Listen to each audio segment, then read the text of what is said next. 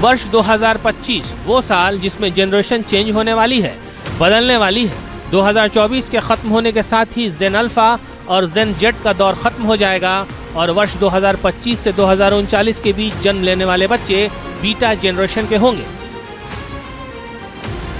Generation beta को decode करेंगे, लेकिन पहले समझिए कि जेन जेड, अल्फा और मिलेनियल्स किसे कहते हैं।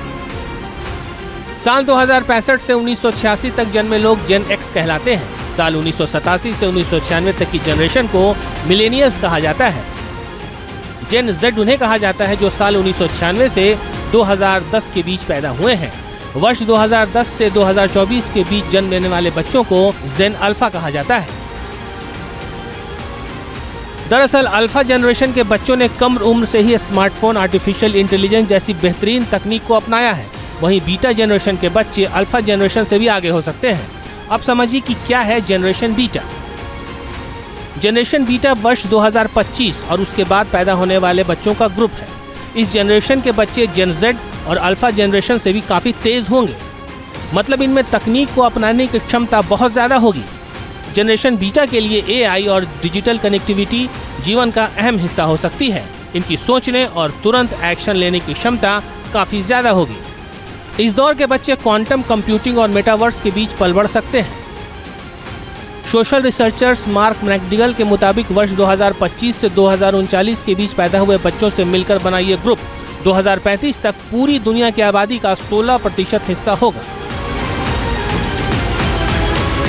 संभावना एक ये भी है कि अब जो नई जनरेशन आ रही है, संभवतः वो अपने मानव मूल्यों को छोड़कर पूरी तरह से टेक्नोलॉजी में खो सकती हैं। अगर घर बैठे बैठाए चैट जीपीटी से ही मेरी सारी परेशानियां सॉल्व हो रही हैं, तो मैं क्यों ही दोस्ती करूंगा किसी और से।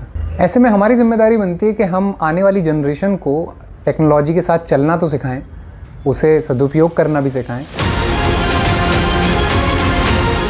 जनरेशन बीटा को लेकर कई तरह के अनुमान लगाए जा रहे हैं।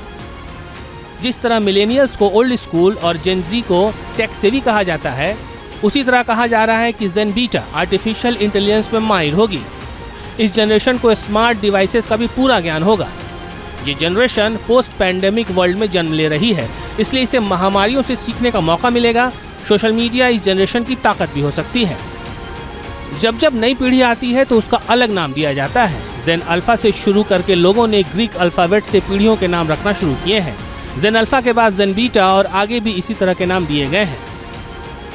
दावा किया जा रहा है कि जनरेशन बीटा के दौर के बच्चे 22वीं सदी देखने तक जिंदा रहेंगे। ये जनरेशन वो देख सकेगी जो मिलेनियल्स या जेन जी शायद न देख सकें।